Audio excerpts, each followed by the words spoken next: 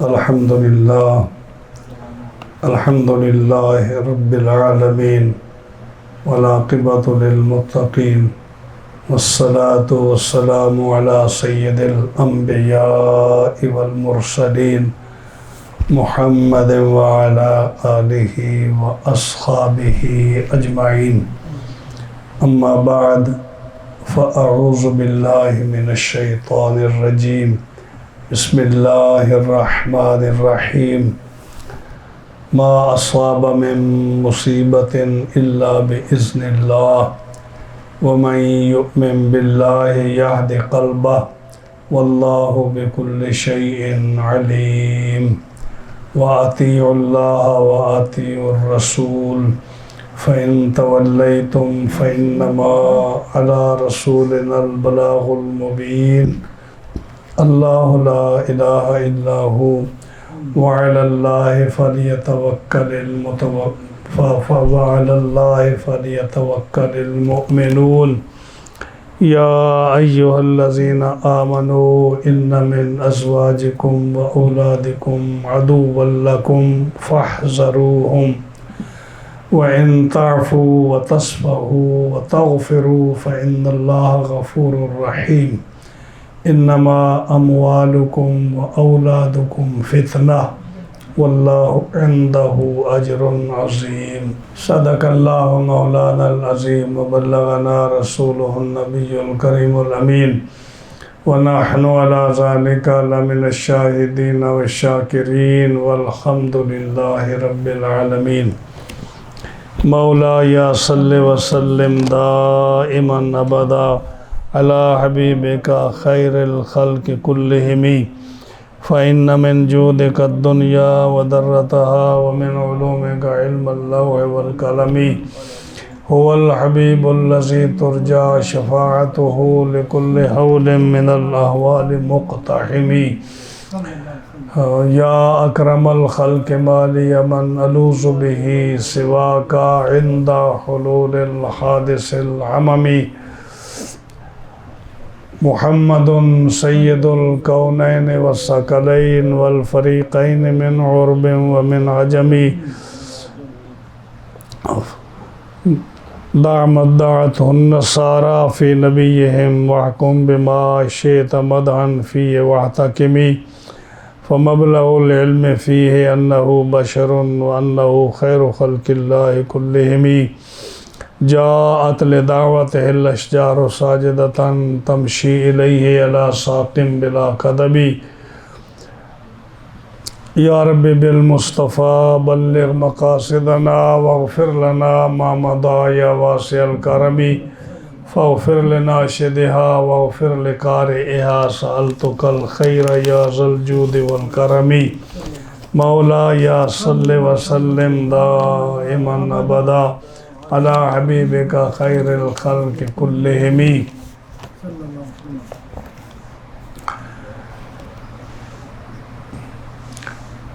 معززین حاضرین و سامعین اکرام، جمعۃ المبارک کے اس ہفتہ وار درس قرآن میں آج ہم نے سورۃ تغابن کی 5 آیات کریمہ تلاوت کی ہیں. آیت نمبر 11، 12، 13، 14 اور 15. انشاءاللہ العزیز ان 5 آیات کریمہ کا ترجمہ اور تفسیر عرض کریں گے. اور بڑا اہم موضوع ہے آج کا. اس میں ذرا جتنے بھی ہمارے یوٹیوب پر سننے والے ہیں یا یہاں سننے والے ہیں، بڑا اہم موضوع آ جائے، اس پر صحیح توجہ سے غور فرمائیے. سورت کے پہلے اس سورت میں 2 رکوع ہیں. پہلے رکوع میں اللہ تعالیٰ جل شانہ نے منکرین کو خطاب فرمایا اور ان کو پچھلی قوموں کا ذکر کیا کہ قوم نوح کے ساتھ کیا ہوا، قوم ہود کے ساتھ کیا ہوا، قوم عاد اور قوم سمود اور جو ہے قوم شعیب اور لوط علیہ السلام، ان تمام انبیاء کی جو امتی اور قومیں تھیں ان کے ساتھ کیا حشر ہوا ان کا، کہ جب انہوں نے اللہ رسول کی بات نہ مانی، ایمان نہ لائے، تو ان پر عذاب آیا اور وہ امتیں ہمیشہ ہمیشہ کے لیے ختم ہو گئیں اور ان کے نشانات ابھی باقی رہ گئے۔ تو اے منکرین اسلام، اگر تم اپنی عاقبت اور دنیا اچھی چاہتے ہو، عذاب سے بچنا چاہتے ہو، تو آیت میں اللہ تعالیٰ نے ذکر فرمایا فَآمِنُوا بِاللَّهِ وَرَسُولِهِ وَالنُّورِ الَّذِي أَنزَلْنَا وَاللَّهُ بِمَا تَعْمَلُونَ خَبِيرٌ، کہ اللہ پر ایمان لاؤ، اللہ کے رسول صلی اللہ علیہ وسلم پر ایمان لاؤ، اور اس نور پر ایمان لاؤ، یعنی قرآن مجید پر، جس کو ہم نے نازل فرمایا، اور اللہ جو ہے تمام کاموں کی خبر رکھتا ہے، خبردار ہے، اللہ علیم بذات الصدور ہے، خبیر بما تعملون ہے۔ تو یہ ان کو کہا گیا۔ یہ پہلا رکوع ختم ہوا۔ اب دوسرا رکوع جو ہے اس میں جو ہے اللہ تعالیٰ جل شانہ کا خطاب مسلمانوں کو ہے۔ اس میں خطاب مسلمانوں کو ہے کہ جب، اور چند ہدایات بھی اللہ تعالیٰ نے مسلمانوں کو اس میں دی ہیں، کہ جب مکہ مکرمہ سے مسلمان ہجرت فرما کر مدینہ منورہ گئے تو وہ زمانہ بڑا مشکل تھا مسلمانوں کے لیے، یعنی جس وقت میں، جس دور میں، جس زمانے میں مسلمان ہجرت کر کے مکہ مکرمہ سے مدینہ منورہ گئے، وہ دور انتہائی سخت تھا مسلمانوں کے لیے۔ ایک تو اس بات سے آپ کو معلوم ہوگا کہ اگر اتنا اچھا وقت ہوتا تو مسلمان ہجرت کیوں کرتے؟ تو ہجرت جو کی تو ان کو، مسلمانوں کو مکہ مکرمہ میں ٹھہرنے نہیں دیا، رہنے نہیں دیا، اس لیے ان کو نکالا۔ اور جب کوئی قوم اپنے شہر ملک سے نکل کر دوسری جگہ جاتی ہے تو وہاں بھی ان کو اسٹیبلش ہونے میں، ان کو سیٹ اپ میں بڑا ٹائم لگتا ہے، بڑی تکالیف آتی ہے۔ تو وہاں جب مسلمان مہاجرین سینکڑوں کی تعداد میں with family with out family جب وہ مکہ مکرمہ سے مدینہ منورہ گئے تو انصار پر بڑا بوجھ پڑ گیا۔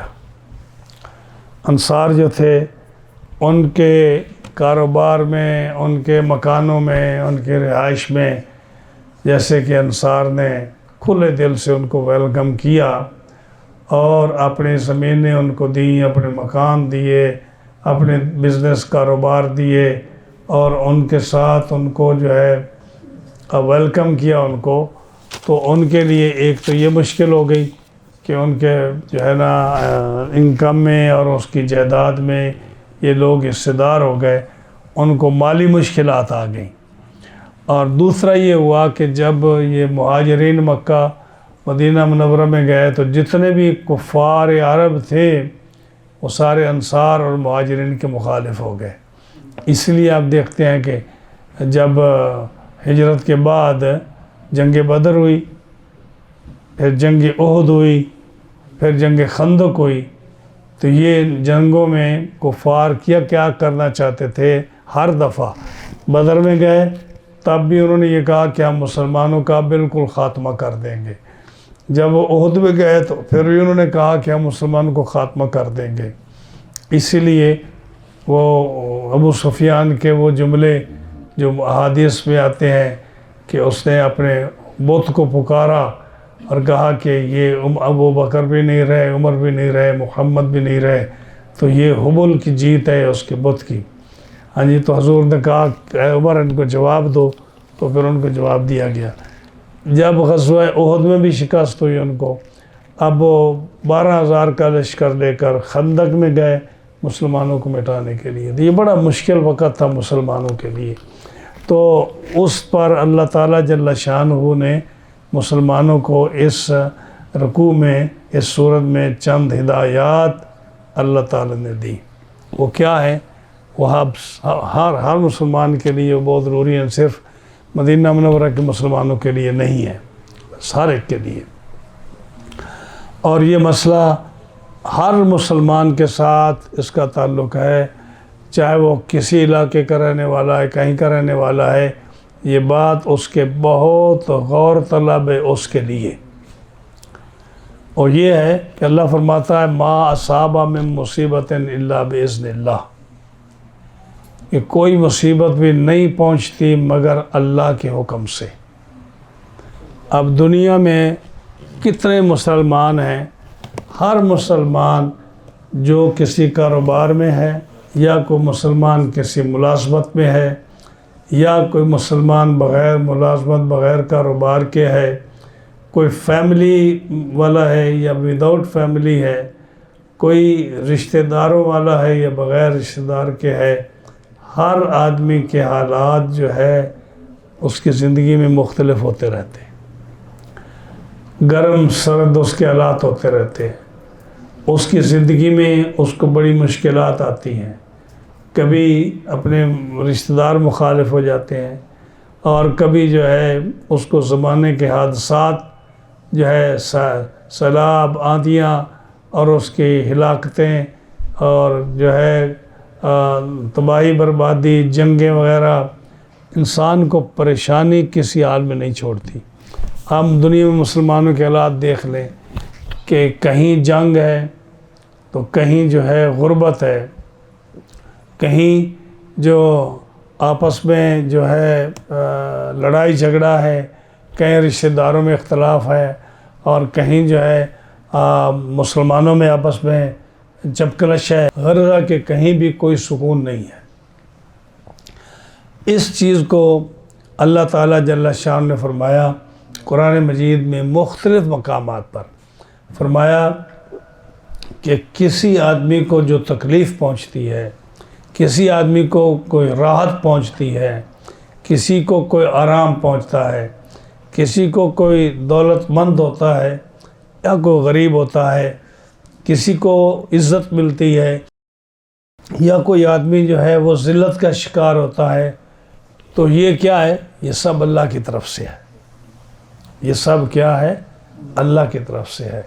قرآن مجید میں مختلف مقامات پر اس مسئلے کو واضح کیا۔ ایک تو یہاں یہ سورہ تغابن کی آیت نمبر 11 کیا فرمایا؟ ما اصاب من مصیبت الا باذن اللہ، کوئی مصیبت نہیں پہنچتی کسی کو مگر اللہ کے حکم سے۔ اسی طرح سورۃ شورى کی آیت نمبر 25 سپارے میں اس کو پڑھے، فرمایا وما اصابکم من مصیبت فبما کسبت ایدیکم ویعفو عن کثیر، کہ ما اصاب من مصیبت فبما کسبت ایدیکم، جو تمہیں مصیبت پہنچتی ہے، تکلیف پہنچتی ہے، وہ تمہارے اپنے ہاتھوں سے پہنچتی ہے، تمہارا اپنا کیا دھرا ہوتا ہے۔ پھر آپ سورت جو ہے حج، اس کی ایک آیت پڑھیں جس میں فرمایا ما اصاب من مصیبت، جس میں سورہ حج کی آیت جو ہے اس میں فرمایا الم تعلم ان اللہ یعلم ما فی السماء والارض ان ذالک فی کتاب۔ الم تعلم، کیا نہیں جانتا تو کہ ان اللہ یعلم، اللہ جانتا ہے جو کچھ آسمانوں میں ہے، جو کچھ زمینوں میں ہے، ہاں جی، ان ذالک فی کتاب، یہ کتاب میں لکھا جا چکا ہے۔ یعنی حضرت عبداللہ بن عباس رضی اللہ تعالیٰ عنہما اس کی تفسیر فرماتے ہیں کہ اللہ تعالیٰ نے جب مخلوق کو پیدا فرمایا تو جو کچھ مخلوق نے کرنا تھا اللہ کو اس کا پہلے علم تھا۔ یعنی جو کچھ آج ہم کر رہے ہیں، جو ہمارے بعد لوگ آئیں گے جو کچھ وہ کریں گے، جو لوگ ہم سے پہلے گزر گئے جو کچھ وہ کر گئے، ان ساری چیزوں کا، سارے عمل کا، سارے کرنے کا اللہ کو علم ہے۔ علم تھا، علم ہے۔ اللہ تعالیٰ نے وہ سارا ایک جگہ حکم دیا کہ لکھ دو، وہ لکھ کر لوح محفوظ میں محفوظ رکھ دیا گیا۔ اب جو بھی آج ہم کر رہے ہیں یا کل کوئی کرے گا یا بعد میں کوئی کرے گا، وہ اس لکھے ہوئے کے مطابق وہ کرے گا۔ تو یہ تقدیر ہے۔ اللہ تعالیٰ فرمایا عبداللہ بن عباس نے کہ جو کچھ لکھا ہوا موجود ہے اس کے مطابق ہم سب عمل کرتے ہیں۔ سورہ حدید میں فرمایا ما اصاب من مصیبت فی الارض ولا فی انفسکم الا فی کتاب من قبل ان نبرأها او کما قال اللہ تعالی۔ فرمایا کہ جو کچھ مصیبت پہنچتی ہے کسی کو زمینوں میں، ولا فی انفسکم، یا کسی کو جس کو مصیبت پہنچتی ہے، یہ سب کچھ کسی کو مصیبت پہنچ اس کی یہ کتاب میں لکھی ہوئی ہے۔ الا فی کتاب، یہ کتاب میں لکھی ہوئی، من قبل ان نبرأها، ہاں جی، قبل اس کے کہ ہم اس کو جانیں، ہمارے جاننے سے پہلے وہ سب کچھ کتاب میں لکھا ہوا ہے۔ اور یہ کب لکھا ہوا ہے؟ یہ جب اللہ تعالیٰ جل شانہ نے آسمانوں اور زمینوں کو پیدا فرمایا۔ مسلم شریف کی حدیث ہے کہ اللہ تعالیٰ نے جب آسمانوں اور زمینوں کو پیدا فرمایا، اس سے 50,000 سال پہلے اس تقدیر کو لکھ دیا گیا کہ آپ لوگ کیا کریں گے۔ یعنی مخلوق کے پیدا ہونے سے پہلے آسمان و زمین پیدا ہوئے، آسمان و زمین کو پیدا فرمایا گیا، اور آسمان و زمینوں کے پیدا فرمانے سے 50,000 سال پہلے لکھ دیا گیا کہ آپ کیا کرو گے، مخلوق کیا کرے گی، کس کو کیا تکلیف پہنچے گی، کس کو کیا آرام پہنچے گا۔ ہاں جی، یہ قرآن مجید نے رب تعالیٰ نے فرمایا۔ تو اب کیا ہوا کہ اس دنیا میں ہر انسان کو کچھ نہ کوئی ضرور تکلیف پہنچے گی، آرام پہنچے گا، اور اس کے لیے کیا ہے، یہ کیا، یہ باب کون سا ہے؟ یہ تقدیر کا باب ہے۔ اس کو کیا کہتے ہیں؟ تقدیر۔ اور انسان کا ایمان، یہ یاد رکھیے، میں نے کئی بار کہا، میں آج پھر یہ دہرا رہا ہوں کہ ایمان مفصل جو ہے اس میں بعض حضرات نے 6 چیزیں لکھی ہیں، بعض نے 7 لکھی ہیں۔ جنہوں نے قیامت کے دن کو اور جنت دوزخ، عذاب قبر اور معاشر کو اور قبر سے اٹھنے کو ایک لکھا ہے، ان کے نزدیک 6 ہیں۔ اور جنہوں نے قبر سے اٹھنے کو علیحدہ لکھ کر پھر قیامت کا ذکر کیا ہے، 2 ذکر کیے ہیں، تو انہوں نے 7 لکھی۔ وہ کیا ہے کہ ایمان لانا کس کے ساتھ؟ ایمان باللہ، اللہ کے ساتھ ایمان لانا، ہاں جی، اس کی ذات اور صفات کے ساتھ ایمان لانا، فرشتوں پر ایمان لانا کہ فرشتے اللہ کی مخلوق ہے، نوری ہیں، مذکر مؤنث نہیں ہیں، کھاتے پیتے نہیں ہیں، اللہ کی عبادت کے لیے اس نے، اللہ تعالیٰ نے ان کو پیدا کیا اپنی عبادت کے لیے، اور ان کی ڈیوٹیاں ہیں۔ فرشتوں پر ایمان لانا، کتابوں پر ایمان لانا کہ اللہ تعالیٰ نے جو کتابیں انبیاء پر نازل کی، اور 100 صحیفے، چھوٹی پمفلٹ جو ہے جس کو سکرپچر کہتے ہیں، وہ نازل فرمائے۔ یہ 104 یا ایک روایت کے مطابق 110 کتابیں ہیں، یہ ان پر ایمان لانا۔ چوتھا، اللہ کے رسولوں اور اللہ کے نبیوں پر ایمان لانا کہ اللہ کے رسول اور انبیاء، ان کی تعداد 1,24,000 یا 1,40,000 یا 2,24,000 اللہ کے علم میں ہے کہ کتنے ہیں۔ ہاں جی، یہ جو ہے نا، یہ ایمان باللہ، آمنت باللہ و ملائکتہ و کتبہ و رسلہ والیوم الآخر، ہاں جی، والیوم الآخر، اور جو ہے نا آخرت پر ایمان لانا۔ اگر آخرت پر ایمان میں بعث بعد الموت، موت کے بعد اٹھنے کو بھی اسی میں شامل کیا جائے، اور قبر کے حساب کتاب کو، جنت میں دوزخ میں جانے والے آنے جانے کو، اور معاشر میں میزان پر عمل کو، اس سارے کو ایک کہا جائے تو یہ 6 ہو گئی۔ اور 7ویں جو ہے نا، 5ویں ہو گئی، اور 6ٹھی کیا ہو گئی کہ والقدر خیرہ و شرہ من اللہ تعالی، کہ اچھا اور برا جو بھی ہے، یہ دکھ اور تکلیفیں ہیں، امن اور جنگ لڑائی اور یہ جتنے دکھ سکھ ہیں، یہ سب اللہ کی طرف سے ہے۔ یہ چھٹی یہ تقدیر ہے۔ اور اگر آپ پانچویں کو، جس کو ہم نے ایک ذکر کیا، اس کو بعض حضرات نے ذکر کیا ہے کہ پہلا ہے بعث بعد الموت، موت کے بعد قبروں سے مردوں کو اٹھایا جائے گا، یہ چھٹی ہے، ہاں جی، پانچویں ہے۔ اور چھٹی کیا ہے کہ آخرت میں ان کا حساب کتاب ہوگا، 6 ہوگی۔ اور ساتویں تقدیر ہوگی کہ جو کچھ اللہ نے پیدا فرمایا ہے وہ ہو کر رہے گا، اور اس کا پہلے لکھا جا چکا ہے کہ کسی کو کیا تکلیف پہنچے گی، کسی کو کیا دکھ پہنچے گا، کسی کو کیا امن پہنچے گا، کو غربت پہنچے گی، اس کے مال جتنی کمی ہے، زیادتی ہے، کوئی اچھا کرے گا، برا کرے گا، یہ سب کچھ پہلے لکھا جا چکا ہے۔ اب اس میں آ کر جو ہے نا پرابلم ہوتا ہے۔ پرابلم کیا ہوتا ہے کہ انسان کو جب دکھ پہنچتا ہے تو وہ بلیم کرتا ہے دوسرے لوگوں کو، اور جب اس کو آرام پہنچتا ہے تو پھر بھی وہ جو ہے نا خوش ہوتا ہے، حالانکہ جو خیر اور شر جو بھی پہنچتا ہے یہ اللہ کی طرف سے پہنچتا ہے، اور اس کی قسمت میں یہ لکھا ہوا تھا۔ جیسے ہم نے آپ کے سامنے احادیث پڑھی، قرآن مجید کی آیات پڑھی، اس میں کوئی کسی کو نقصان نہیں پہنچا سکتا، کوئی کسی کو فائدہ نہیں پہنچا سکتا۔ اب اسی بات کو لے کر ایک اور پرابلم ہمارے ساتھ ہوتا ہے کہ اسی بات کو لے کر جو میں ذکر کر رہا ہوں کہ کوئی شخص کسی کو تکلیف نہیں پہنچا سکتا، کوئی شخص کسی کو سکھ اور نفع نہیں پہنچا سکتا۔ میں کلیئرلی کہہ رہا ہوں، کوئی کسی کو نقصان نہیں پہنچا سکتا، کوئی کسی کو نفع نہیں پہنچا سکتا۔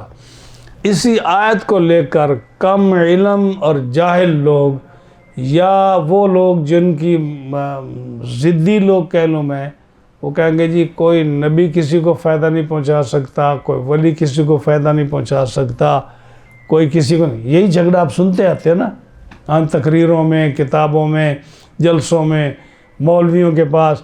یعنی جب اللہ کہہ رہا ہے کہ ہر چیز پہلے لکھی جا چکی ہے، کوئی کسی کو فائدہ نہیں پہنچا سکتا، کوئی کسی کو نفع نہیں پہنچا سکتا، کوئی کسی کو نقصان نہیں پہنچا سکتا، تو پھر کیوں جاتے ہو کسی کے پاس؟ اللہ سے مانگو۔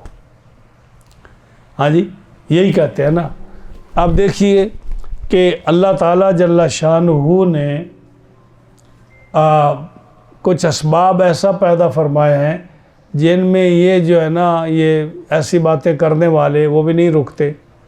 آپ دیکھیے کہ جب کوئی مولوی، کوئی پیر، کوئی بندہ اس طرح کا بیمار ہوتا ہے تو آپ مجھے بتائیے وہ ڈاکٹر کے پاس جاتا ہی نہیں جاتا؟ ہاں جی، وہ حکیم کے پاس جاتا ہے یا نہیں جاتا؟ جب دکھ اللہ کی طرف سے ہے، جب بیماری اللہ کی طرف سے ہے، تو ڈاکٹر کے پاس جا حکیم کے پاس جانے کا کیا مطلب ہے؟ ہاں جی، اور جب اس پر مقدمہ ہوتا ہے، جب اس کی کوئی چوری ہو جاتی ہے تو جج کے پاس جاتا ہے یا نہیں جاتا؟ وکیل کے پاس جاتا ہے یا نہیں جاتا؟ تو کیوں جاتا ہے؟ ہاں جی، اب وہ کہے گا جی یہ تو دنیاوی اسباب ہیں۔ یہ کیا ہے؟ دنیاوی اسباب ہے۔ ہم مانتے ہیں، ہم آپ کو یہ نہیں کہتے کہ آپ برا کرتے ہو۔ بیمار آدمی ہو تو ڈاکٹر کے پاس جائے، بیمار آدمی ہو تو حکیم کے پاس جائے۔ آدمی کو کوئی دکھ پہنچے، تکلیف پہنچے، کوئی کسی سے نقصان پہنچے، اس کی چوری ہو جائے، اس کا قتل ہو جائے، اس کا جھگڑا ہو جائے، تو کس کے پاس جائے؟ وکیلوں کے پاس جائے، وہ جج کے پاس جائے۔ ہر آدمی کہتا ہے کہ اس میں کوئی حرج نہیں ہے۔ تو آپ سنیے، جیسے ظاہری طور پر حاکم ہیں، ظاہری طور پر جیسے حکیم اور ڈاکٹر ہیں، ظاہری طور پر جیسے جج اور وکیل ہیں، یا آپ کے فریاد سننے والے ہیں، آپ اس کا انکار نہیں کر سکتے کہ باطنی حکیم بھی ہیں، باطنی جج بھی ہیں۔ اگر ظاہری حکیم کے پاس تم جاؤ تو آپ کی توحید میں کوئی فرق نہیں آتا تو باطنی حکیم کے پاس جانے سے بھی کوئی حرج نہیں ہوتا۔ آپ رسول اللہ صلی اللہ علیہ وسلم کو کیا سمجھتے ہیں؟ آپ کو نبی سمجھتے ہیں، اور نبی جو ہے یہ باطنی حکیم ہوتا ہے، باطنی ڈاکٹر ہوتا ہے، اور یہ روحانی علاج کرتا ہے۔ اور آپ دیکھیں صحابہ کرام کی ہسٹری دیکھ لیں، جنگ بدر میں حضرت قتادہ رضی اللہ تعالیٰ عنہ کی آنکھ نکلی، تیر لگا، احادیث میں موجود ہے، آنکھ نکلی۔ وہ آنکھ کو اٹھا کر کہاں گئے جاتے ہیں؟ ان کو پتہ ہے کہ نبی کریم صلی اللہ علیہ وسلم ظاہری ڈاکٹر نہیں ہیں، آپ حکیم نہیں ہیں، آپ ڈاکٹر و طبیب نہیں ہیں، آپ آنکھوں کا علاج نہیں کرتے، لیکن وہ آنکھ اٹھا کر حضور صلی اللہ علیہ وسلم کی خدمت میں جاتے ہیں، یا رسول اللہ صلی اللہ علیہ وسلم یہ تیر لگا، میری آنکھ نکل آئی۔ آپ صلی اللہ علیہ وسلم نے اپنا لعاب شریف لگایا، کوئی فارمیسی سے کوئی اس کی اوائنٹمنٹ اور کوئی اس کا آپ نے دوائی نہیں منگائی، یا کسی ڈاکٹر کے پاس نہیں بھیجا، آپ نے لعاب شریف لگایا آنکھ پر اور اٹھا کر آنکھ رکھ دی۔ آج کے ڈاکٹروں سے پوچھیں کہ کسی کی آنکھ جو ہے نکالنا تو درکنار رہا، اس کے اندر جو ریٹنا ہوتا ہے اس کے پیچھے، اس کو ٹھیک کرنے کے لیے، یا کسی کی آنکھ خدا نخواستہ نکل جاتی ہے تو ڈاکٹر اس کے لیے کیا کرتا ہے؟ بیڈ بچھاؤ جی، اس کے لیے جی تو چیک اپ کراؤ اس کے لیے فلانی اوزار لے کے آؤ، اس کے لیے فلان دوائی لے کے آؤ، اور پھر اس کی جو نبضیں ہوتی ہیں، اس کی جو نرو ہوتی ہے، ان کو جوڑو، اگر وہ مل جاتی ہے تو پھر جا کر اس کی آنکھ جا کر لگتی ہے، کوئی ماہر ڈاکٹر کے ساتھ ہے۔ نبی کریم صلی اللہ علیہ وسلم نے کیا کہا ہے؟ آنکھ نکلی ہوئی ہاتھ میں ہے، آپ لعاب دہن لگا کر آنکھ میں لگا دیتے ہیں، تو یہ کیا روحانی علاج نہیں ہے؟ یہ صحابی رسول باطنی حکیم کے پاس نہیں گئے، اور حضرت عبداللہ بن عتیق کی پنڈلی ٹوٹ جاتی ہے، دیوار سے چھلانگ ماری اور اس کی پنڈلی ٹوٹ گئی، رسول اللہ صلی اللہ علیہ وسلم کی خدمت میں آئے، آپ کو ہڈیوں کا علاج کرتے تھے؟ کہیں آپ نے آیا کہ آپ ہڈیوں کے ڈاکٹر تھے، آپ ہڈیوں کا علاج کرتے تھے؟ وہ آئے آپ صلی اللہ علیہ وسلم کے پاس، حضور میری پنڈلی ٹوٹ گئی ہے، آقا و مولا صلی اللہ علیہ وسلم نے لعاب لگائی ان کی پنڈلی پر، ان کی ہڈی جوڑ گئی۔ تو میں جو کہہ رہا ہوں کہ آپ اگر کسی میڈیکل ڈاکٹر کے پاس جاتے ہو، اس سے علاج کرتے ہو، تو ہم آپ کو بلیم نہیں کرتے، لیکن تم جب روحانی ڈاکٹر کے پاس جاتے ہیں تو تم کیا کہتے ہو؟ تم کہتے ہو یہ شرک ہو رہا ہے، یہ بدعت ہو رہا ہے۔ ارے یہ حضرت غوث اعظم رضی اللہ تعالیٰ عنہ جب آپ کی خدمت میں ایک شخص جاتا ہے، سلیمان مظفر کیا نام تھا اس کا، کہ میری دعوت قبول کیجیے، آپ نے دعوت قبول فرما لی، آپ اس کے گھر جاتے ہیں، جب کہ سارے امراء بغداد کے اور بڑے صاحب حیثیت لوگ بلا لیے گئے، مجمع پورا جمع ہو گیا، حضور اپنے غلاموں کے ساتھ جاتے ہیں، اور اس کا ایک بیٹا تھا جو چل نہیں سکتا تھا، منہ سے بول نہیں سکتا تھا، ہاتھوں سے پکڑ نہیں سکتا تھا، اور آنکھوں سے دیکھ نہیں سکتا تھا، ہر مرض اس کے اندر تھی۔ اس نے اس کو بکسے میں بند کر کے رکھا ہوا تھا، اور اپنے نوکروں، خادموں کو، ملازموں کو کہا کہ جب حضرت تشریف لے آئے، اس کو اٹھا کر آپ کے سامنے رکھ دینا، کھولنا نہیں۔ آپ تشریف لے آئے، جب پورا مجمع تھا، آپ تشریف لے آئے، جو ہی بیٹھے، انہوں نے اس کے مطابق، پروگرام کے مطابق بند بکسہ آپ کے سامنے رکھا۔ آپ حضرت سرکار سیدنا غوث اعظم رضی اللہ تعالیٰ عنہ نے جب دیکھا کہ بکسہ سامنے آیا، آپ نے نہیں کہا کہ کھولو، آپ نے ان کو نہیں کہا کھولو، آپ نے اپنے غلام کو فرمایا اس کو کھولو، اور کہا بچے کو کہ کھڑا ہو، یعنی آپ کھڑے ہو، میرے حکم سے میرا کھڑا ہو، اے اللہ کے حکم سے کھڑا ہو، جو بھی آپ نے جملہ فرمایا، کھڑا ہو۔ اور بچہ جو پیروں سے چل نہیں سکتا تھا، ہاتھوں سے پکڑ نہیں سکتا تھا، آنکھ سے دیکھ نہیں سکتا تھا، زبان سے بول نہیں سکتا تھا، بالکل وہ جو کیا کہتے ہیں اس کو، ایک بالکل مردہ لاش تھی وہ، اس کو آپ نے جب فرمایا تو وہ کھڑا ہو گیا۔ جب وہ کھڑا ہو گیا تو آپ نے کھانا نہیں کھایا، آپ مجلس کو چھوڑ کر واپس تشریف لے گئے۔ یہ کیا ہے؟ آپ کہو گے جی یہ اس کا تو کوئی ثبوت نہیں ہے۔ بھائی تیرے سامنے ثبوت نہیں ہے نا، ہم جس کتاب کا حوالہ دیتے ہیں اس کتاب کی سندیں تو اتنی مضبوط ہے، اتنی بخاری کی سندیں مضبوط نہیں، آپ ساری کتابوں کو پڑھ کر دیکھ لیں۔ تو یہ باطنی یقین ہے۔ سرکار غوث حضرت عیسیٰ علیہ السلام کیا وہ خدا ہے؟ عیسیٰ علیہ السلام وہ اندھے کی آنکھ پر ہاتھ پھیرتے ہیں ایسے، لیکن اندھے کی میں آپ تشریح بتاؤں آپ کو کیا، ایک اندھا وہ ہوتا ہے جس کی آنکھیں ہیں، بینائی چلی گئی، ایک ہے جس کی آنکھ ہی مطلب ہے اس کے اندر نہیں ہے، مر گئی آنکھ ہی، وہ بھی اندھا ہے۔ ایک ہے جس کی آنکھ تھی، بینائی ختم ہوئی، ایک ہی کو مادرزاد اندھا ہے، ایک وہ ہے جس کا یہ آنکھوں کا نشان بھی نہیں ہے، آنکھ کا نشان بھی نہیں ہے۔ آپ اس نبینے کے ہاتھ سے منہ ہاتھ پھیرتے ہیں، اس کی آنکھیں ٹھیک ہو جاتی ہیں۔ قرآن فرماتا ہے برس والے کے جسم پر ہاتھ پھیرتے ہیں، اس کا جو ہے یہ سکن پرابلم جو برس ہے وہ دور ہو جاتی ہے۔ مردے کو آپ کہتے ہیں اللہ کے حکم سے کھڑا، وہ کھڑا ہو جاتا ہے۔ ہاں جی، یہ جو کہتے ہیں جو 17ویں سپارے کی آیت بار بار پڑھتے ہیں، ہاں جی، کہ یہ جو پڑھتے ہیں کہ جی بت کے سامنے سے مکھی کوئی چیز اٹھا کے لے جائے تو وہ واپس نہیں منگا سکتے، مکھی پیدا نہیں کر سکتے۔ ان لوگوں کو مکھیوں سے پتہ نہیں کیوں پیار ہے، مکھی نہیں بنا سکتے۔ اب قرآن کو وہ تو اگلے سپارے میں جا کر ہے نا، تیسرے پارے میں پڑھیں کہ حضرت عیسیٰ علیہ السلام نے چمگادڑ بنائی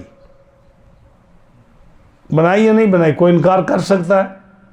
چمگادڑ کے اندر وہ چیزیں ہیں جو باقی پرندوں کے اندر نہیں ہیں۔ باقی پرندے انڈے دیتے ہیں، چمگادڑ بچے دیتی ہے۔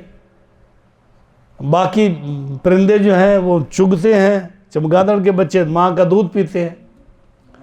ہاں جی، چمگادڑ جو ہے اس کو غروب ہونے کے بعد 1 گھنٹہ نظر آتا ہے، طلوع ہونے سے پہلے 1 گھنٹہ نظر آتا ہے، اس کے بعد اس کو کچھ نظر نہیں آتا۔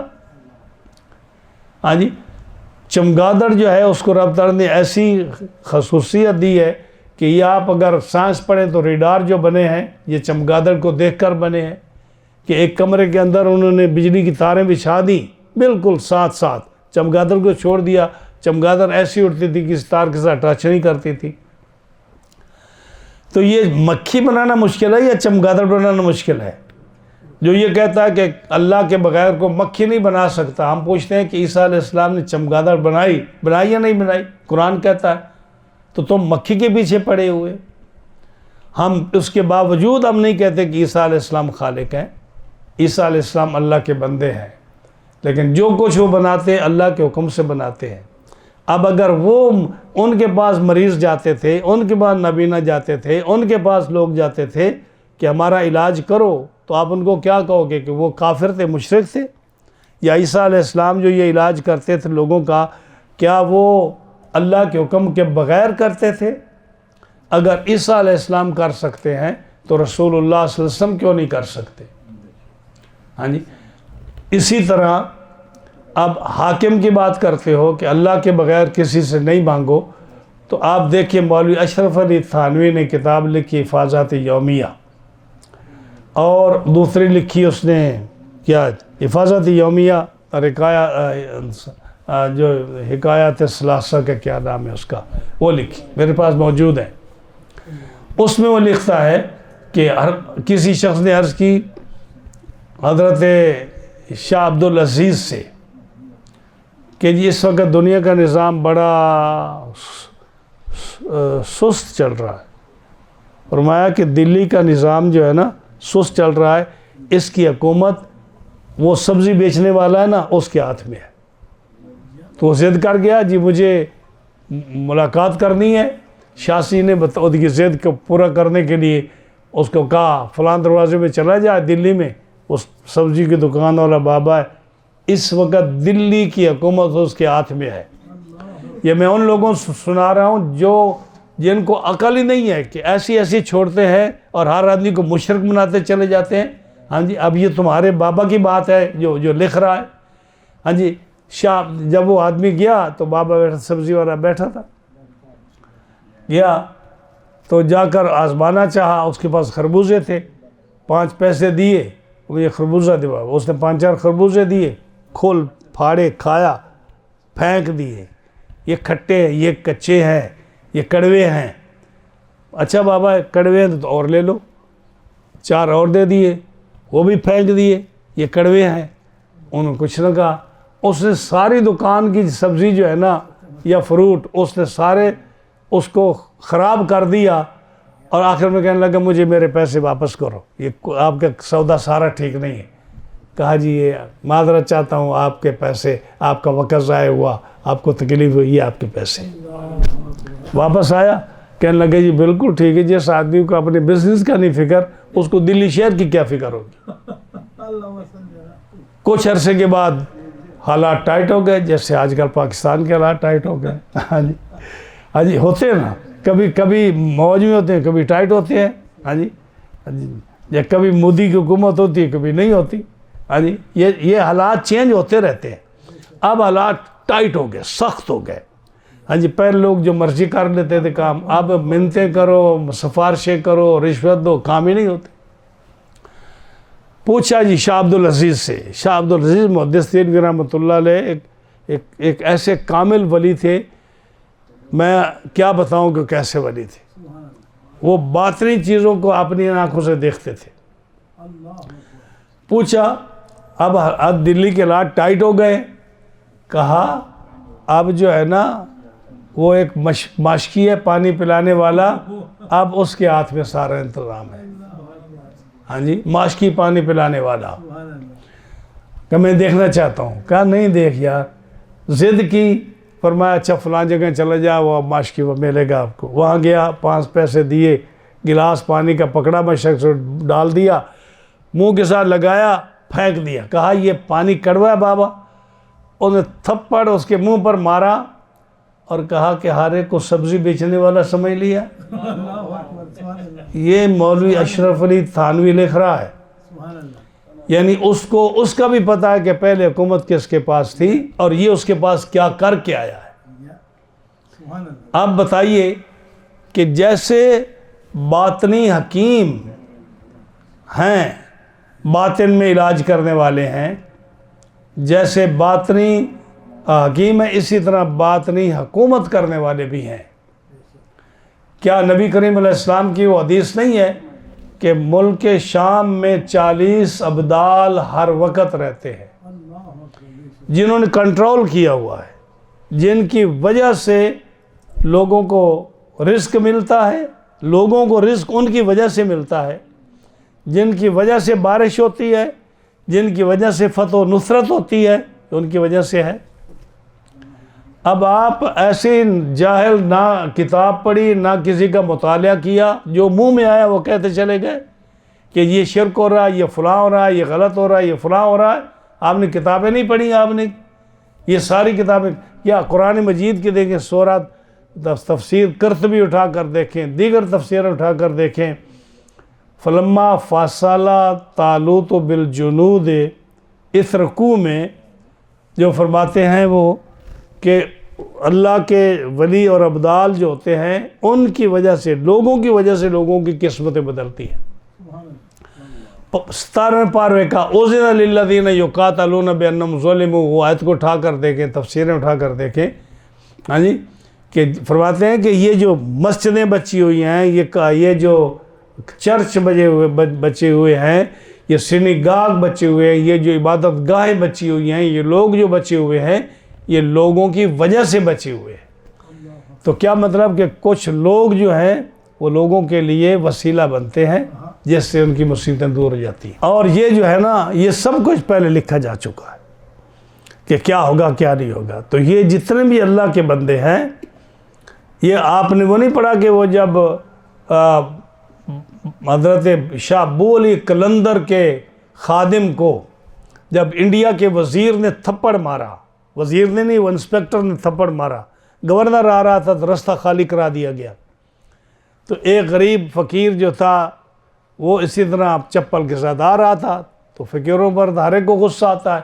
اس نے کہا گورنر آ رہا ہے اور تو سڑک پر پھر رہا ہے، تھپڑ مار دیا اس نے۔ تو وہ کہاں گیا؟ وہ سیدھا ابو علی قلندر کے پاس آیا اور کہا جی مجھے فلاں کرندے نے میرے منہ پر تھپڑ مارا ہے کہ گورنر آ رہا ہے اور تو سڑک پر پھر رہا ہے۔ ابو علی قلندر نے قلم اٹھائی، علامہ اقبال لکھتے ہیں، ابو علی قلندر نے قلم اٹھائی اور کاغذ پر لکھا، باز گیر این عامل بد گوہرے ورنہ بخشم ملک تو با دیگرے، کہ اس کو فوراً اس شخص کو معطل کر دے جس نے میرے مرید کو تھپڑ مارا ہے، ورنہ میں تیرا ملک لکھ کر کسی اور کو دے رہا ہوں۔ لگاؤ فتویٰ ابو علی قلندر پر، لگاؤ فتویٰ علامہ اقبال پر، ورنہ میں یہ تیرا ملک لکھ کر کسی اور کو دے رہا ہوں۔ ہاں جی، جب وہ پرتھوی راج نے خواجہ معین الدین چشتی اجمیری کو تنگ کیا تو آپ خواب میں گئے، شہاب الدین غوری کے خواب میں گئے اور فرمایا کہ ہم نے رستہ صاف کر دیا ہے، آؤ ہم ہندوستان کا ملک آپ کو دینا چاہتے ہیں۔ ہسٹری پڑھیں آپ کہ جہاں بھی جب یہ کیا نام تھا اس کا افغانستان کے پہلے بادشاہ کا، جب وہ اسے سومنات پر حملہ کیا، ہاں جی کیا نام تھا اس کا، یہ اب نہیں، اب کیا کریں، اب عمر میں ایسے ہو گئے تو یاد نہیں رہتا۔ محمود غزنوی، جب محمود غزنوی نے حملہ کیا سومنات پر، 17 حملے کیے اور ناکام رہا، 17 حملے کیے ناکام رہا، یہ بھی ہسٹری ہے، پڑھیں آپ۔ جب 17 حملے میں ناکام رہا تو پھر خادم کو بھیجا جو تھے یہ ابو الحسن خرقانی ان کے پاس، اور ان کے دروازے پر دربان تھا کہ کوئی اندر نہ، آپ عبادت کرتے تھے، اندر آپ نے خادم بٹھایا ہوا تھا۔ محمود غزنوی گیا، خود گیا اپنے آدمی کے ساتھ کہ میں حضرت سے دعا کراؤں کہ ہندوستان فتح ہو جائے۔ اس تاریخ پر کسی کی نظر نہیں ہے، ان کتابوں پر، ان بزرگوں پر کسی کی نظر نہیں ہے۔ دیکھا نا دروازے پر دربان ہے تو مزاج میں بگاڑ آ گیا کہ دربان تو بادشاہوں کے درباروں پر ہوتے ہیں، یہ فقیر کی کلی کے سامنے دربان کیوں بیٹھا ہے؟ جی، تو یہ افغانستان تھا نا، فارسی کہنے لگا در درویشرا دربان باید، فارسی زبان اس وقت ہوا کرتی تھی نا، در درویشرا دربان باید، ہو درویش اور دروازے پر دربان بیٹھا ہو، یہ مناسب نہیں ہے۔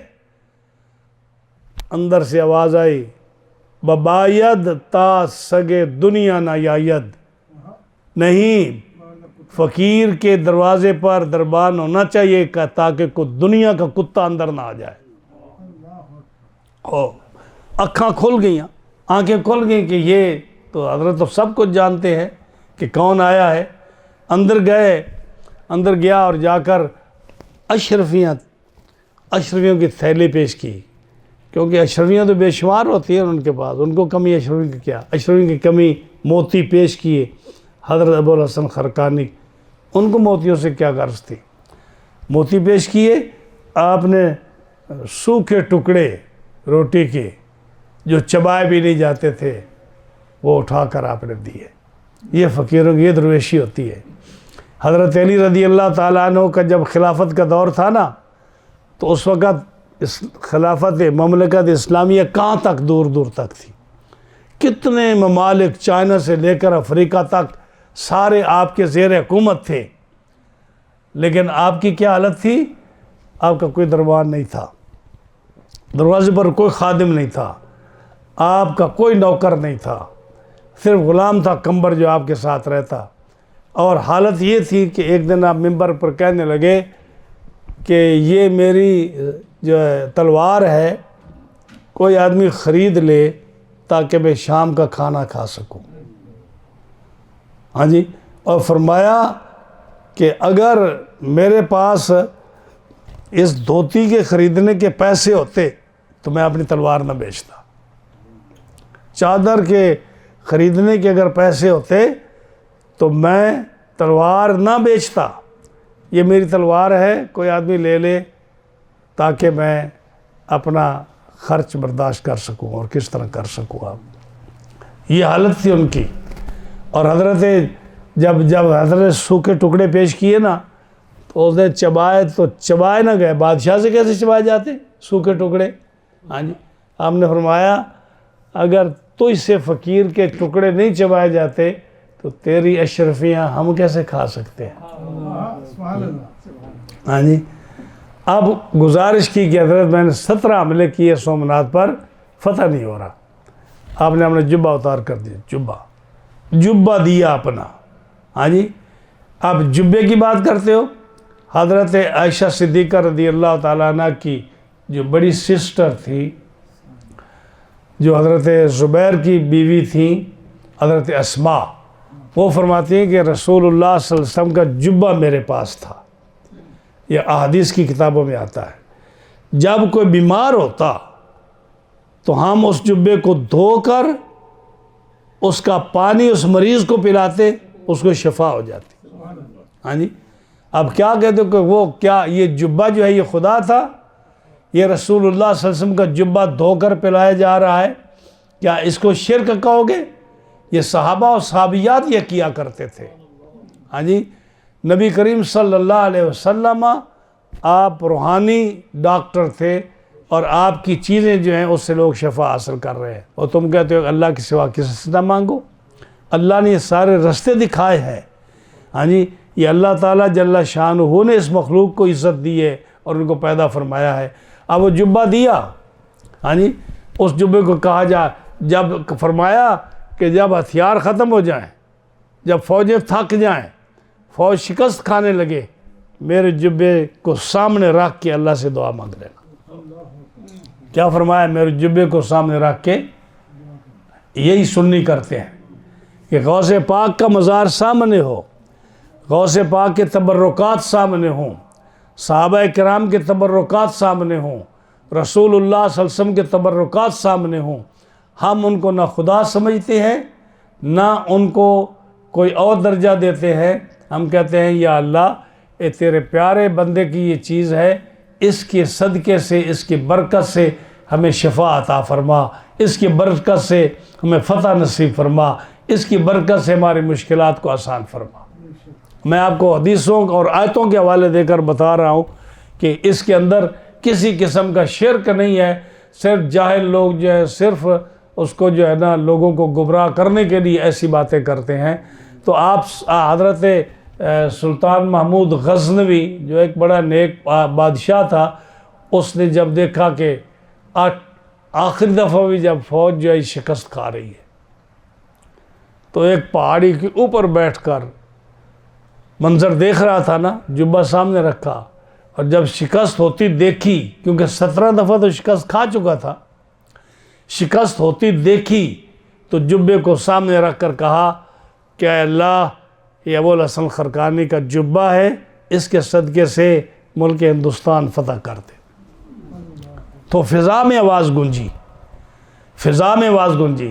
محمود غزنوی، میرے جبے کی قدر نہیں کی تو نے، میرے جبے کی قدر نہیں کی. اگر تو جبے کو سامنے رکھ کر ہندوستان مانگتا ہے، پوری دنیا مانگتا تو ساری دنیا فتح ہو جاتی تیرے لیے. اب میں کس کو سمجھاؤں؟ ہاں جی، کہ کیا شان ہے ان بزرگوں کی. یہ کتاب ہے ابن تیمیہ کی، کتاب کا نام ہے العبودیہ. اس کے اندر کئی غلطیاں ہیں، صرف ناوی غلطیاں اس کے اندر ہیں جس پر میں نشان لگایا ہے. میں اس کی طرف نہیں جاتا. میں جو ہے نا ابن قیم کی ایک عبارت پڑھتا ہوں جو یہ کہتا ہے. وہ کہتے ہیں کہ تقدیر جو ہے نا اس کو کوئی نہیں چینج کر سکتا، تقدیر کو کوئی چینج نہیں کر سکتا. لیکن لکھتا ہے وَإِلَىٰ هَٰذَا أَشَارَ الشیخ عبد القادر رحمہ اللہ فیما ذکر عنہ. شیخ عبد القادر جیلانی رضی اللہ تعالی عنہ، ہاں جی، ان کا ذکر کیا گیا اور فرمایا فَبَيَّنَا أَنَّ كَثِيرًا مِّنَ الرِّجَالِ إِذَا وَصَلُوا إِلَى الْقَضَاءِ وَالْقَدَرِ أَمْسَكُوا۔ جب تقدیر کا کوئی مسئلہ آتا ہے کہ یہ تقدیر میں ایسا لکھا ہے، مثلا کوئی آدمی مرنے والا ہے، تقدیر اس کی آئی، کسی آدمی کو بیمار ہو گیا، کسی ملک میں شکست ہو گئی، تو یہ جو تقدیر کے مسئلے ہیں، اس میں جب تقدیر کا معاملہ آتا ہے تو بڑے بڑے اولیاء جو ہے وہ وہاں آ کر رک جاتے ہیں، وہاں آ کر رک جاتے ہیں کہ ہم یہ کام نہیں کر سکتے، یہ تقدیر کا معاملہ ہے، اللہ نے جو لکھا ہے ہم اس میں دخل نہیں دے سکتے۔ امسکو، رک جاتے ہیں۔ فَإِنِّي انفتحت لی فی روزنتن۔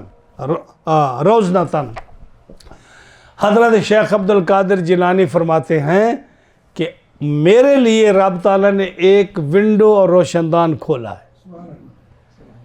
بڑے بڑے اولیاء آ کر رک جاتے ہیں، اللہ نے میرے لیے ایک روشن دان اور ایک ونڈو کھولی ہے۔ فَنَازَعْتُ أَقْدَارَ الْحَقِّ بِالْحَقِّ لِلْحَقِّ وَالرَّجُلُ مَنْ يَكُونُ مُنَازِعًا۔ ہاں جی، پھر جب ونڈو جب کھلی ہے تو جو اللہ کی تقدیر ہوتی ہے پھر میں اس کے ساتھ جھگڑا کرتا ہوں، میں سامنے آ جاتا، جہاں اولیاء رک جاتے ہیں میں اس کے آ کر تنازع منازع جھگڑا کرتا ہوں کہ یہ کام ہونا ہے، یہ ہو کر رہے گا، یہ ہونا ہے۔ ہاں جی، اب آگے جو ابن تیمیہ صاحب، شیخ ابن تیمیہ کیا لکھتا ہے، وَالرَّجُلُ مَنْ يَكُونُ مُنَازِعًا لِلْقَدَرِ لَا مَنْ يَكُونُ مُوَافِقًا لِلْقَدَرِ۔ دو قسم کے لوگ ہوتے ہیں، ایک مرد وہ ہوتا ہے کہ جدھر سے ہوا آ رہی ہے نا وہ ہوا کے ساتھ بہہ جاتا ہے، پانی آ رہا ہے، کچھ لوگ ہوتے ہیں جہاں پانی جا رہا ہے پانی کے ساتھ وہ بھی بہہ جاتا ہے۔ لیکن بندہ جنا جس کو کہتے ہیں نا، جنا وہ ہوتا ہے جو ہوا کی مخالفت کر کے ہوا آ رہی ہے اس طرف جائے، جہاں پانی آ رہا ہے وہ اس طرف جائے، وہ جنا ہوتا ہے۔ تو فرمایا شیخ عبد القادر وہ مرد ہیں کہ اللہ کی تقدیر کے ساتھ وہ نہیں بہ گئے بلکہ اللہ کی تقدیر کو وہ تبدیل کر دیتے ہیں۔ عبودیت، میں نے کتاب کی عبارت پڑھی ہے اور ابن تیمیہ کی یہ کتاب ہے۔ جب ابن تیمیہ لکھ رہا ہے تو پھر اس پر فتویٰ کیوں نہیں لگاتے ہو؟ دوسرے لوگوں کو مشرک کیوں کہتے ہو؟ تو اپنی کتابیں پڑھو۔ میں نے پچھلے جمعے پر بھی، پچھلے درس میں بھی میں نے معارف القرآن اور دیگر کتابوں کے حوالے دیے تھے جہاں انہوں نے رسول اللہ صلی اللہ علیہ وسلم کو نور لکھا تھا، اور ہمارے اوپر الزام کہ ہم حضور کو بشر نہیں مانتے، ہم تو بشر مانتے ہیں۔ میں نے صاف کہا تھا کہ ہم رسول اللہ صلی اللہ علیہ وسلم کو نور اور بشر مانتے ہیں، اور وہ کہتے ہیں کہ نہیں مانتے، الزام لگاتے ہیں۔ تو میں کیا کہہ رہا ہوں کہ تقدیر کا مسئلہ جو ہے، تقدیر کئی قسم کی ہے۔ آپ دیکھو، کیا نہیں کہتے آپ کا بیٹا بیمار ہے، آپ کا بھائی بیمار ہے، کیا کہتے ہو؟ صدقہ دو، بندہ ٹھیک ہو جائے گا۔ ہاں، تو کیا صدقہ جو ہے اس کے تو آپ قائل ہیں، 4 دینار 4 ڈالر آپ دے دیں، کوئی روٹی 4 دے دیں کسی فقیر کو، تو کہتے ہیں کہ تقدیر کو بدل دے گا، بندہ ٹھیک ہو جائے گا۔ اگر کسی بزرگ کے پاس جا کر دعا کرانے دیں، اپنے شرک ہو جاتا ہے۔ کیا روٹی خدا ہے؟ ڈالر دینار خدا ہے کہ وہ کرو تو تم جو ہے نا وہ مانتے ہو، اور کسی بزرگ کی دعا جو ہے اس کے لیے کہتے ہیں شرک اور بدعت ہے۔ تو فرمایا کہ جو بھی مصیبت کسی کو پہنچتی ہے وہ اللہ کی طرف سے پہنچتی ہے۔ ہم بھی یہ کہہ رہے ہیں۔ اب ان کو یہی اعتراض ہوگا نا کہ جب اللہ کی طرف سے پہنچتی ہے تو بزرگوں کے پاس کیوں جاتے ہو؟ تو میں نے آدھا گھنٹہ اسی پر لگایا ہے کہ قرآن و حدیث میں یہ ساری چیزیں ہیں۔ جیسے آپ ظاہری ڈاکٹروں کے پاس جا کر مشرک نہیں بنتے، ہم باطنی کے پاس جا کر کیسے مشرک بنتے ہیں؟ ہاں جی، یہ جتنے ملک فتح ہوئے ہیں نا، ان میں کسی نہ کسی بزرگ کا آپ پڑھ لیں کہ وہ کہتے ہیں کہ جی ہم آپ کے ساتھ آئیں گے۔ میں کل ہی پڑھ رہا تھا اچ شریف کا کہ جب اس ہندوستان کے بادشاہ نے حملہ کیا تو لنگا جو تھا ملتان کا، اس کے بعد 10 سال کی فوج تھی، تو اس کو حضرت شیخ عبد القادر جیلانی سرکار کے خادم وہ آئے خواب میں اور فرمایا کہ آپ فکر نہ کریں، آپ کی فوج تھوڑی ہے، فتح آپ کی ہوگی۔ ہاں جی، فتح آپ کی ہوگی۔ ہاں جی، تو ہمیں تو یہ کہو گے کہ یہ سارے جھوٹ بولتے ہیں، یہ کہیں کتاب میں نہیں ہے۔ میں نے مسلم شریف کا حوالہ دیا، حضرت اسماء حضور کے جبے سے علاج کرتی ہے، پانی پلاتی ہے، مریض ٹھیک ہو جاتے ہیں۔ کیا یہ حدیث پاک نہیں ہے؟ اس کا انکار کرو گے؟ ہاں جی، کیا یہ نہیں حدیث کہ حضور صلی اللہ علیہ وسلم نے فرمایا جب تمہیں مشکل آ جائے جنگل میں، جب تمہاری گاڑی خراب ہو جائے، چیز گم ہو جائے، رستہ گم ہو جائے، تمہیں کوئی رستہ نہ ملے، تو وہاں پکارو یا آئینونی یا عباد اللہ۔ یہ کنز الاموال کی حدیث ہے، آئینونی یا عباد اللہ، وہاں پکارو اے اللہ کے بندو میری مدد کرو۔ یعنی جو اس علاقے کے سرتاج ہوتے ہیں، جو علاقہ جن کے کنٹرول میں ہوتا ہے، وہ آ کر آپ کی مدد کریں گے اور آپ کی مدد۔ یہ حدیث پاک ہے۔ کیا یہ حدیث بھی نہیں مانتے تم لوگ؟ تو یہ جو ہے اللہ کے بندوں کو حضور صلی اللہ علیہ وسلم کی حدیث سے خود فرما رہے ہیں کہ تم کہو آئینونی عباد اللہ، اے اللہ کے بندوں میری مدد کرو، وہ آئیں گے اور تمہارا رستہ تمہیں دکھا دیں گے، تمہاری مشکل دور کر دیں گے۔ تو فرمایا تو ہمارا ایمان ہے کہ ہر مصیبت اللہ کی طرف سے آتی ہے، لیکن جیسے آپ ڈاکٹروں کے پاس جاتے ہو اسی طرح ہم روحانی ڈاکٹروں کے پاس جاتے ہیں۔ جیسے تم ججوں وکیلوں کے پاس جاتے ہو، ہم روحانی ججوں اور وکیلوں کے پاس جاتے ہیں جو حضرت غوث پاک ہیں رضی اللہ تعالیٰ عنہ، باقی اولیاء کرام ہیں، انبیاء کرام ہیں علیہم السلام، ان سے ہم مدد مانگتے ہیں۔ اور یہ اعلیٰ حضرت نے فرمایا نا کہ تیری بگڑے تو وکیلوں سے کرے استمداد، تیری بگڑے تو وکیلوں سے کرے استمداد، اور یا رسول اللہ سے بگڑتی ہے طبیعت تیری، خدا کا خوف کر، کوئی شرم کر تو کیا فرمایا کہ کوئی مصیبت نہیں جو پہنچتی ہے مگر اللہ کے حکم سے پہنچتی ہے۔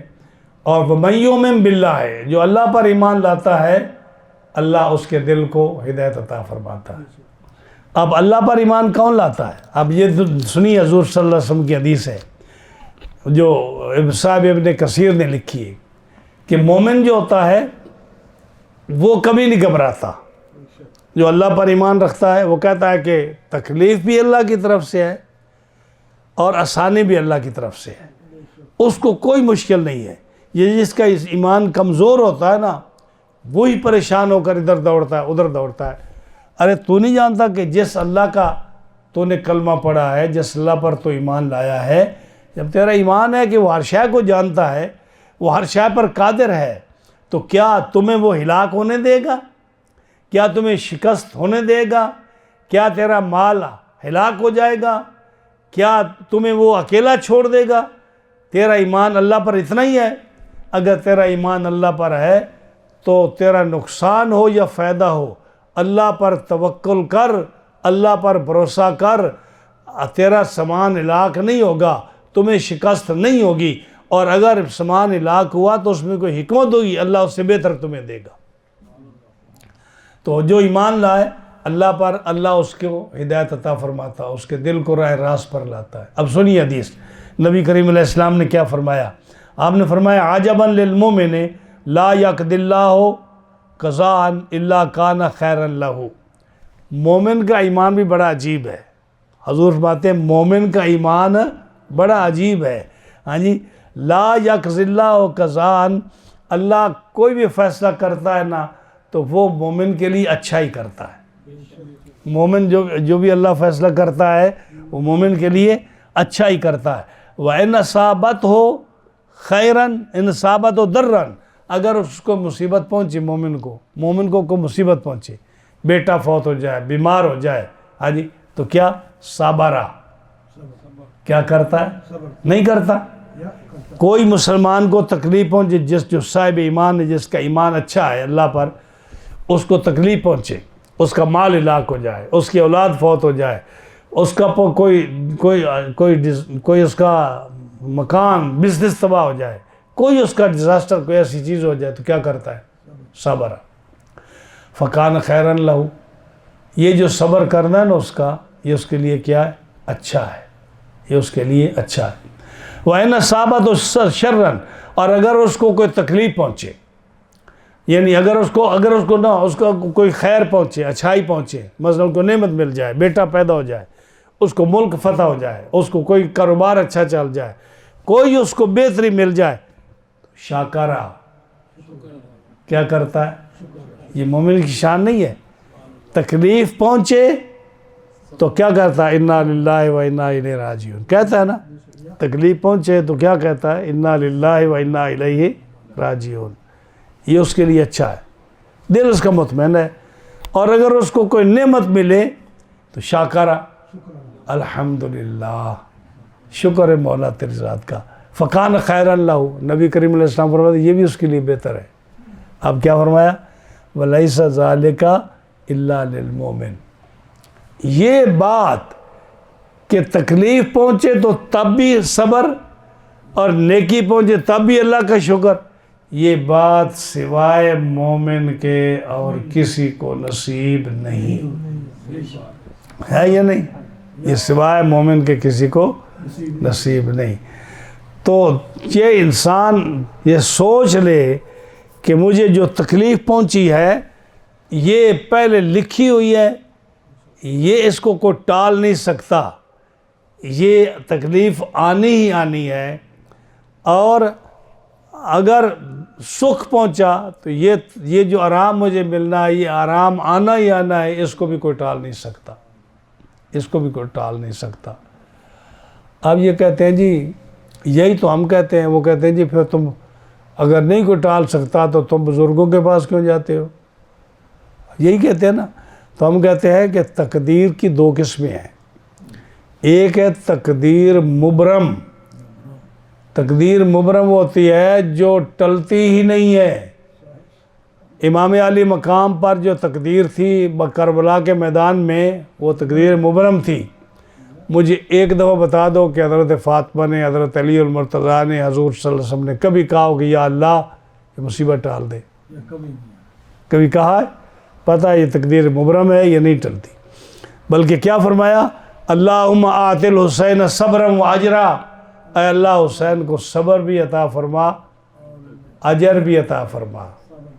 آپ نے دعا نہیں مانگی، پتہ ہے تقدیر مبرم ہے، پتہ ہے تقدیر مبرم ہے. ہاں جی، کسی پر موت واقع ہو تقدیر مبرم ہے، دعا نہیں مانگی کہ اس کی موت دور کرتے. لیکن ایک ہوتی ہے تقدیر معلق. معلق یہ ہوتی ہے کہ اگر یہ کرو گے تو مصیبت ٹل جائے گی. اس لیے کہتے ہیں نا یہ معلق ہے کہ صدقہ دو گے بچہ ٹھیک ہو جائے گا، اگر یہ حدیث سے انکار کرو گے تو اسلام سے نکل جاؤ گے. کہ یہ تقدیر معلق ہے. فرمایا کہ تم صدقہ دو گے مصیبتیں ٹل جائیں گی، تم صدقہ دو گے تمہاری بیماری دور ہو جائے گی، تم دعا مانگو گے تو یہ چیز جو ہے یہ تمہارا فائدہ ہوگا اس میں. تو یہ تقدیر معلق ہے. ہاں جی.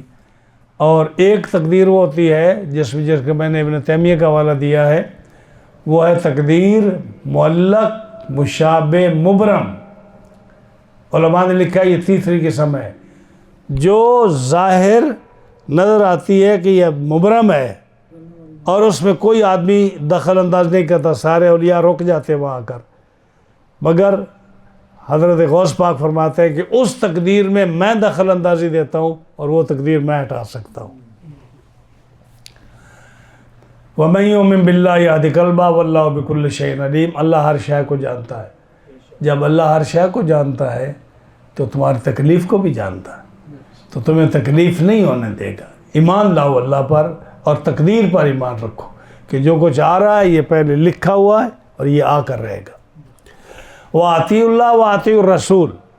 دیکھیں یہ جملہ دیکھیں، آپ سن رہے ہیں وَأَطِيعُوا اللَّهَ، اللہ کی اطاعت کرو، وَأَطِيعُوا الرَّسُولَ. کوئی فرق ہے جملے میں؟ کیوں نہیں بولنا؟ کوئی فرق ہے؟ اطیعوا اللہ، اللہ کی اطاعت کرو. دوسرا کیا ہے؟ اطیعوا الرسول. وہی لفظ ہے، وہی لفظ ہیں، اطیعوا اللہ و اطیعوا الرسول.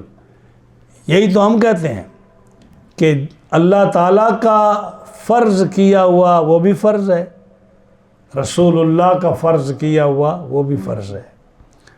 اللہ کا حرام کیا ہوا وہ بھی حرام ہے، رسول اللہ کا حرام کیا ہوا وہ بھی حرام ہے. آپ قرآن کی دلیل چاہتے ہیں؟ پڑھیے سورہ اعراف. الذین یتبعون الرسول الأمیہ الذی یجدونہ مکتوبا فی التوراۃ. ہاں جی، یہ جو آیت ہے 9ویں رکوع میں، سورۃ 9ویں پارے کے 9ویں رکوع میں کیا ہے کہ حضور صلی اللہ علیہ وسلم کی شان کیا ہے؟ یحل لہم الطیبات، کہ یہ رسول تمہارے لیے پاکیزہ چیزیں حلال کرتا ہے. وَيُحَرِّمُ عَلَيْهِمُ الْخَبَائِثَ، اور خبیث چیزیں آپ کے لیے حرام کرتا ہے. یہ کس کی طرف نسبت ہے؟ کس کی طرف نسبت ہے؟ کون حلال کرتا ہے، کون حرام کرتا ہے؟ یہ اللہ تعالیٰ فرما رہا ہے کہ یہ رسول جو ہے امی، ہاں جی، یہ رسول جو ہے یہ پاک حلال چیزوں کو، پاکیزہ چیزوں کو تمہارے لیے حلال کرتا ہے اور خبیث چیزوں کو تمہارے لیے حرام کرتا ہے. ہاں جی، خیبر میں آپ نے گدھا حرام کیا نا، گدھا حلال ہے یا حرام؟ آپ کہیں نہیں دکھا سکتے کہ اس کا کہیں حرمت کا ہو. رسول اللہ صلی اللہ علیہ وسلم نے خیبر والے دن گدھے کو حرام کیا، یہ حدیث پاک میں آتا ہے، اور قرآن بتا رہا ہے کہ وہ حرام فرماتے ہیں، حلال بھی کرتے ہیں. وَيَدَعُ عَنْهُمْ إِسْرَهُمْ، اور جو گلے میں توق اور بیڑیاں اور مصیبتیں لوگوں کے پڑی ہوئی ہیں نا، یہ رسول وہ اتارتا ہے. بیڑی کس کو پڑتی ہے؟ مجرم کو. ہتھ کڑی کس کو لگتی ہے؟ مجرم کو. مشکلات کس کے اوپر آتی ہیں؟ مجرم پر. فرمایا وَيَدَعُ عَنْهُمْ إِسْرَهُمْ وَالْأَغْلَالَ الَّتِي، یہ قرآن مجید ہے، میں اپنی طرف سے نہیں کہہ رہا، کہ یہ رسول تمہاری بیڑیاں اکھیڑتا ہے، مشکلیں دور کرتا ہے، تو مصیبت میں پھنسے ہو وہ دور کرتا. مشکل کشا اور کس کو کہتے ہیں؟ جو آدمی کسی کی چودھری صاحب بیڑی کھول دے، ہتھ کڑی کھول دے، اس کی مصیبت دور کر دے، اس کو مشکل کشا نہیں کہو گے؟ تو یہ قرآن فرما رہا ہے وَيَدَعُ عَنْهُمْ إِسْرَهُمْ وَالْأَغْلَالَ، یہ فرمایا کہ توق، بیڑیاں، مشکلات وہ جو ہے نا وہ اتارتا ہے. یہ رسول کی شان ہے. ہاں جی، یہ رسول اللہ صلی اللہ علیہ وسلم کی شان ہے. تو فرمایا کہ جیسے اللہ نے حکم دیا اطیعوا اللہ و اطیعوا الرسول، کتنے مقام پر ہے اللہ کی اطاعت کرو اور رسول کی اطاعت کرو. جیسے اللہ فرض فرماتا ہے اسی طرح رسول بھی فرض فرماتے ہیں. جیسے اللہ حرام فرماتا ہے رسول بھی حرام فرماتے ہیں. آپ نے نہیں فرمایا تھا اگر مجھے امت کے بوڑھوں کا خوف نہ ہوتا میں عشاء کو دیر تک اس کو فرض کرتا کہ یعنی تیسرا حصہ گزر جائے پھر نماز پڑھو عشاء کی. امت کے بوڑھوں کا خیال ہے تو میں نے کہا جو ہی عشاء داخل ہو تم عشاء پڑھ سکتے ہو. کیوں یہ جہاز صاحب میں غلط کہہ رہا ہوں؟ صحیح کہہ رہا ہوں نا؟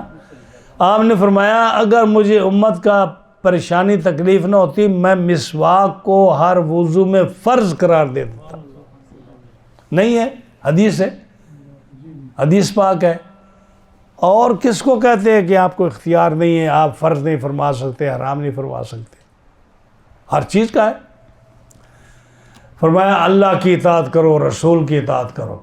فَإِن تَوَلَّيْتُمْ، اگر تم پیٹھ پھیر جاؤ گے نا، یعنی اللہ کی اطاعت، اگر رسول کی اطاعت نہیں کرو گے، اللہ کی اطاعت نہیں کرو گے، فَإِنَّمَا عَلَىٰ رَسُولِنَا الْبَلَاغُ الْمُبِينُ، تو رسول کو کوئی نقصان نہیں ہوگا، کیونکہ رسول کو تو ہم نے بھیجا ہے کہ جو ہم نے پیغام دیا ہے لوگوں تک پہنچا دے. رسول نے پہنچا دیا. آپ نے حج کے دن کیا فرمایا تھا کہ سارے گواہ ہو جاؤ کہ میں نے اللہ کا پیغام تمہارے تک پہنچا دیا. بولو سارے، بولے تھے سارے صحابہ بولے تھے، 1,24,000 صحابہ بولے تھے کہ ہاں یا رسول اللہ آپ نے آسان طریقے سے پیغام پہنچا دیا. اللہ فرماتا ہے جو تم اگر رسول کا حکم نہیں نہ مانو گے اور اللہ کا حکم نہیں مانو گے تو رسول پر کوئی الزام نہیں آئے گا، کوئی ان کو کوئی پوچھنے والا نہیں ہے. کیوں؟ انما علی رسولنا البلاغ المبین، رسول کا کام تو صرف یہ ہے کہ تمہارے تک پیغام پہنچا دینا، اور وہ انہوں نے پہنچا دیا. رسول کا کوئی نقصان نہیں. کیوں جی؟ باقی رہا اللہ، فرمایا اللہ کو تم کیا نقصان پہنچا سکتے ہو؟ اللہ کو تو نقصان نہیں پہنچا سکتے، کیا کر لو گے؟ تو فرمایا اللہ کی اطاعت کرو، اس کے رسول کی اطاعت کرو۔ اگر تم نہیں کرو گے، پیٹھ پھیر لو گے، تو کس کا نقصان ہوگا؟ نہ اللہ کا نقصان ہوگا، اور رسول کا کام تو پورا ہو گیا، تبلیغ کر دی انہوں نے، اس کا بھی کوئی نقصان نہیں۔ تو نقصان کس کا ہے؟ تمہارا۔ اللہ لا الہ الا ہو، اللہ وہ ہے جس کے علاوہ کوئی اور معبود نہیں، وہی معبود ہے۔ وعلی اللہ فلیتوکل المؤمنون، اور اللہ پر ہی مومن توکل کرتے ہیں، اللہ پر ہی مومن توکل کرتے ہیں۔ ہاں جی، اب اللہ پر توکل تو کرتے ہو لیکن بہت صوفی بنتے ہو۔ نبی کریم علیہ السلام نے فرمایا حضرت ابو ذر کو، اے ابو ذر، اگر تو گھوڑے پر سوار ہو، تیرا چابک گر جائے تو تو کسی کو نہ کہے مجھے اٹھا کے دے، آپ گھوڑے سے اترو اور چابک اٹھاؤ۔ کیا اس حدیث پر سارے مولوی عمل کرتے ہیں؟ کوئی کسی کو نہیں کہتا مجھے وضو کراؤ، نہ کراؤ، کوئی کہتا ہے میرے لیے بستر نہ بچھاؤ، کوئی کہتا ہے میری گھوڑی کو پکڑ کر نہ لاؤ، کوئی کہتا ہے گاڑی لے کے آؤ میں نے وہاں جانا ہے، کوئی کہتا ہے کہ بھائی میرے لیے ٹکٹ لے کر نہ آؤ، کوئی کہتا ہے کہ میرے لیے فلاں چیز لے کر نہ آؤ۔ آپ جو ہے نا، آپ روٹی پکائے، آپ کھائے، آپ پیدل چلے، آپ جو ہے نا کسی کو نہ کہے کہ میرے لیے فلاں چیز لے کر آ۔ اگر رسول اللہ صلی اللہ علیہ وسلم فرماتے ہیں کہ ابو ذر کسی سے مدد نہ مانگ، اپنی چھڑی خود اٹھا، تو یہ کیا کہتے ہیں؟ یہ چیک بھی مانگتے ہیں، پیسے بھی مانگتے ہیں، ہاں جی، یہ کتنی چیزیں مانگتے ہیں۔ ساری عمر جو ہے یہ جو ہے مصطفیٰ جان رحمت پہ لاکھوں سلام، یہ حرام کہتے رہتے ہیں۔ جب سرکاری مولوی جب پاکستان میں یا کسی سرکاری مسجد میں یا سرکاری پروگرام میں سلام کا وقت آتا ہے تو چیک لینے کے لیے وہاں پہنچ جاتا ہے، کھڑے ہو کر سلام بھی پڑھتا ہے، سلام پڑھنے کے بعد چیک بھی وصول کرتا ہے۔ نہیں وصول کرتے۔ یہ جتنے جو اوقاف کے خطیب ہیں، ہاں جی، جتنے اوقاف کے خطیب ہیں، ہم لاہور کے باشندے سے پوچھتے ہیں داتا صاحب کے دربار کا جتنا چندہ ہوتا ہے سب ان کی جیب میں نہیں جاتا؟ کوئی تو لاہوریہ بول دے ہو۔ اگر میں جھوٹ بول رہا ہوں تو اب اعجاز کہہ دے کہ میں غلط کہہ رہا ہوں۔ داتا صاحب کے دربار کا اتنا چندہ ہوتا ہے جو سارے پنجاب کی مسجدوں کے خطیبوں کو ملتا ہے۔ اس وقت وہ شرک اور کفر اور نہیں ہوتا حرام، لیکن صرف تقریر کرنے کے لیے ہوتا ہے، ورنہ جو ہے نا میلاد النبی کے چیک وصول کرتے ہیں، نہیں کرتے۔ تو آپ بتا دیں، کوئی آدمی تحقیق کر لے، نہیں کرتے۔ ہاں جی، اس نے کہتا سر دن کہتا رہا نا کہ وہ ختم حرام ختم حرام ختم حرام، کہ تو کہیں شامل ہو گیا۔ تو شاندار کھانا ہوتا ہے ختم کا، تو اب جب ڈالنے لگا نا تو کہہ رہا کہ بوٹی نہ ڈالنا، شوربہ ڈالنا، شوربہ ڈالنا، بوٹی نہیں ڈالنا میرے۔ ہاں جی، یہ عمل کر رہا ہے۔ تو ایک بوٹی گری تو اس نے اٹھانے چاہا اپنے اس کی پلیٹ سے، کہتا نہیں جو خود آتی ہے اس کو تو آنے دو، جو خود آتی ہے اس کو تو آنے دو۔ ہاں جی، اگر مولوی بخشے گئے تو سارے بخشے جائیں گے۔ ہاں جی، تو میرا خیال ہے بہت ٹائم ہو گیا، میں نے کتنا 5 آیتیں پڑھی تھی، تو میں نے آج درس دیا 11، 12 اور 13، 3 آیتوں کا۔ تو اگلا درس ہوگا اس میں انشاءاللہ صورت مکمل ہو جائے گی، کیونکہ اگلی 2 آیتوں کا لمبا اور کافی لمبا موضوع ہے، تو میں انشاءاللہ پھر اگلے جمعے میں درس کروں گا۔ ہاں جی، جو کچھ غلط ہوا ہے اللہ تعالیٰ معاف فرمائے، جو سخت الفاظ نکل گئے ہیں، سبحانک اللہم و بحمدک اشہد ان لا الہ الا انت سبحانک و اتوب الیک۔ صدق اللہ العظیم۔